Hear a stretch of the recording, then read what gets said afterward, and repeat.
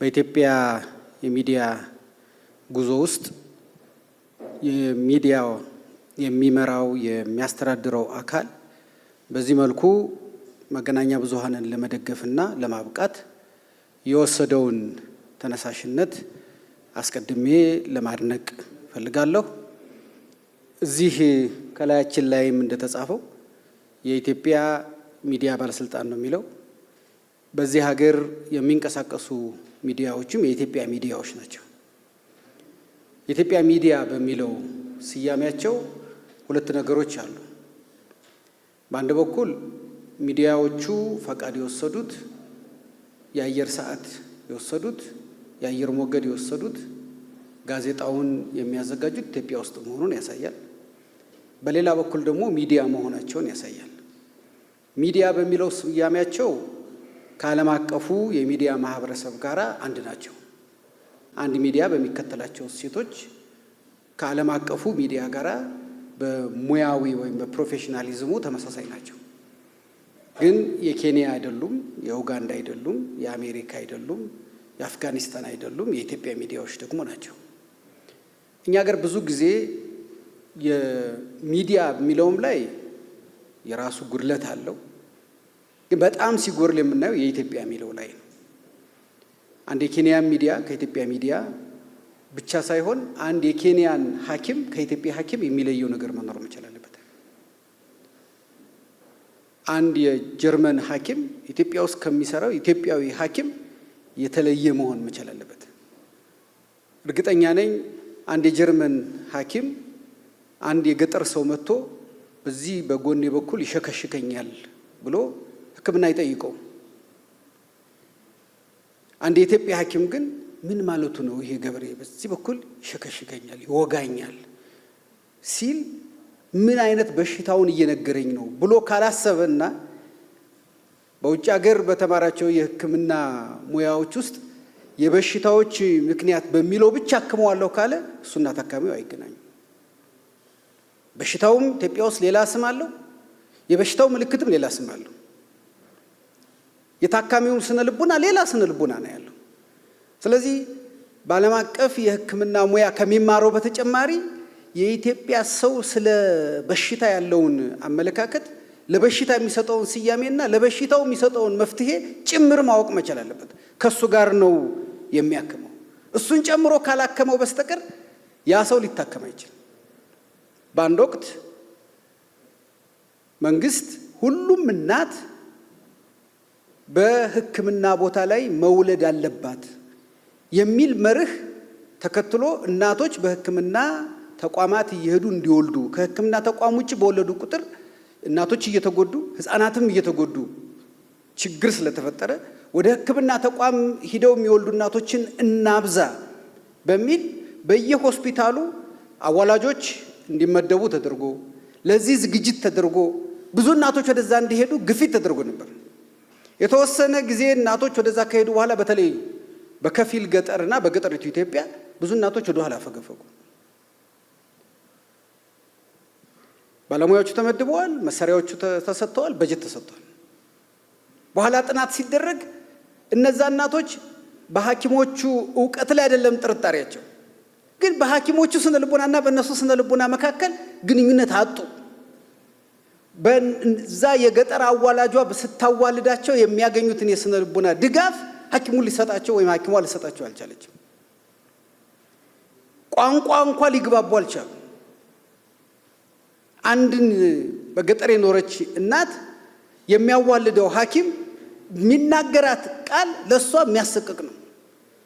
የልምድ አዋላጇ ግን በሷ ባህል መሰረት ነው የምትመጣው። ስለዚህ ከዛ ይልቅ ወደ ልምድ አዋላጆቹ መሄድ ጀመሩ። መጨረሻ የሕክምና ተቋማት የወሰዱት መፍትሄ ምንድን ነው? የባህሉን የሕክምና ስነ ልቦና ወደ ሐኪም ቤቱ ማምጣት ነው። ስለዚህ እንደዚህ ባለው ቤት ውስጥ ከማዋለድ ጎጆ ቤቶችን ሰሩ። ቤተሰቦቻቸው እንዲመጡ አደረጉ። ገንፎ እንዲገነፋ አደረጉ። ሰዎች የአካባቢ ሰዎች እንዲጠይቋቸው አደረጉ። ሐኪሙ እዛ ጎጆ ውስጥ ሄዶ እንዲያዋልዳቸው አደረጉ። በዚያ ጊዜ ብዙ እናቶች ወደ ሕክምና ተቋም ሄደው መውለድ ጀመሩ። አሁን ሐኪሞቹ የኢትዮጵያ ሐኪሞች ሆኑ ማለት ነው። የኢትዮጵያ ሚዲያዎችም እንደዛው ነው። የኢትዮጵያ ሚዲያ መሆን ነው ብዙ ጊዜ የሚከብደን። የኢትዮጵያ ሚዲያ ማለት አራቱን ነገሮች የማይረሳ ሚዲያ ነው። የመጀመሪያው ብሔራዊ ጥቅም፣ የኢትዮጵያን ብሔራዊ ጥቅም ምን ጊዜም ቢሆን የማይረሳ። ብዙ ሚዲያዎች ላይ የትኛውም የአሜሪካ ሚዲያ የአሜሪካ የኒውክሌር እና የአቶሚክ ቦምብ የት ቦታ እንዳለ ሲዘርዝር አታገኙትም።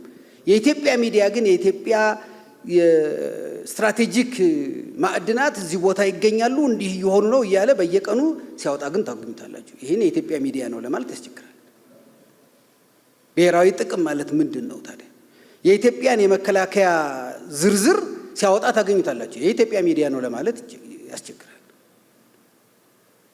ሁለተኛው ህብረ ብሔራዊ አንድነት ነው። የኢትዮጵያ ሚዲያ የኢትዮጵያን ህብረ ብሔራዊ አንድነት የሚያጠናክር ሚዲያ መሆን አለበት። ኢትዮጵያ ህብረ ብሔራዊነቷም ታውቆ አንድነት የሌላት ሀገር ከሆነች ሚዲያው አይኖርም። መጀመሪያው የኢትዮጵያ አይሆንም። እዛ ላይ ነው የኢትዮጵያ የሚሆነው። መጀመሪያ ኢትዮጵያ መኖር አለባት፣ እሱ የኢትዮጵያ ሚዲያ እንዲሆን። ሶስተኛው የወል ትርክት ነው። ሚዲያው ምንም ቢሆን ሰዎች ወደ አንድነት፣ ወደ መሰባሰብ፣ ወደ ጋራ ጉዳዮች እንዲመጡ የሚያደርግ ትርክት እንጂ ሰዎችን የሚያበጣብጥ፣ የሚያለያይ፣ የሚያናችፍ ትርክት ውስጥ የሚገባ ከሆነ እሱ የኢትዮጵያ ሚዲያ አይደለም።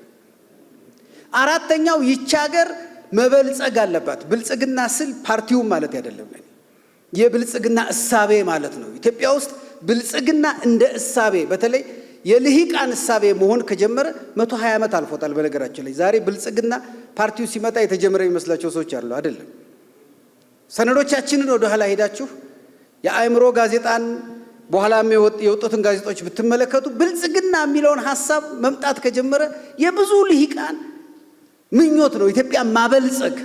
በኢትዮጵያ ኋላ ቀርነት የማይቆጭ ትውልድ አልነበረም። ሌላውን ቀርቶ ለእኛ ትውልድ ቀረብ ያለውን ተነሳ ተራመድን እንኳን ብታስቡት ለሀገር ብልጽግና ነው የሚለው። ተነስ ተራመድ ያለው ለሀገር ብልጽግና ነው የሚለው። ስለዚህ ይሄንን የብልጽግና እሳቤ በሁሉም ሰዎች ዘንድ ማስረጽ የሚዲያው ተልዕኮ። የኢትዮጵያ ሚዲያ እነዚህ አራቱ ላይ መግባባት አለበት። በእነዚህ አራቱ በኢቢሲ እና በኢቢኤስ መካከል ልዩነት ሊኖር አይችልም። በእነዚህ አራቱ በአዲስ ዘመንና በሪፖርተር መካከል ልዩነት ሊኖር አይችልም። በእነዚህ በአራቱ ጉዳዮች በሸገር ሬዲዮና በኤፍኤም 97 መካከል ምንም ልዩነት ሊኖር አይችልም። በሌላው ላይ ልንከራከር እንችላለን፣ ልንፎካከር እንችላለን፣ ብዙ ልንባባል እንችላለን። እነዚህ አራቱ ግን የኢትዮጵያ ሚዲያ መሰረት ናቸው። እኔ ይሄ የልህቀት ማዕከል ሲመጣ የኢትዮጵያን የሚዲያ ባለሙያዎች የኢትዮጵያ ብሔራዊ ጥቅም ምንድን ነው የሚለው ላይ መግባባት እንዲኖር፣ እውቀትም መግባባትም እንዲኖር፣ የወል ትርክታችን ምንድን ነው የሚለው ላይ እውቀትም መግባባትም እንዲኖር፣ የኢትዮጵያን ህብረ ብሔራዊ አንድነት በተመለከተ እውቀትም መግባባትም እንዲኖር፣ ኢትዮጵያ እየበለጸገች እንድትበለጽግ መፈለግ። ኢትዮጵያ በ8.9 ነው እያደገች ያለችው፣ በ9 ነው ልንከራከር እንችላለን። እሱ ችግር የለውም። ኢትዮጵያ መበልጸግ አለባት ላይ ግን መከራከር የለብን። ኢትዮጵያ መደሄት አለባት ብሎ የሚያስብ ሚዲያ ካለ እሱ የኢትዮጵያ ሚዲያ አይደለም። ኢትዮጵያ ውስጥ ያለ ሚዲያ ሊሆን ይችላል። የኢትዮጵያ ሚዲያ ለመሆን ግን ይቸግራል። ስለዚህ እነዚህ ላይ መግባባትም እውቀትም እንዲኖር የሚያደርግ እነዚህ አራቱን ደግሞ ሙያዊ በሆነ ፕሮፌሽናል መንገዱን በጠበቀ መንገድ የሚያቀርብ ሚዲያ ከሌላው ደግሞ የሚለየው ሙያው አለው። ሙያው የሚፈልገው ደረጃ፣ ሙያው የሚፈልገው ፈጠራ፣ ሙያው የሚፈልገው ስልትና ሙያው የሚፈልገው ደግሞ ብቃት አለ። በዚህ ሙያዊ መንገድ እነዚህ አራቱን ጠብቆ የሚንቀሳቀስ ሚዲያ በማፍራት ረገድ ትልቅ አስተዋጽኦ ያደርጋል።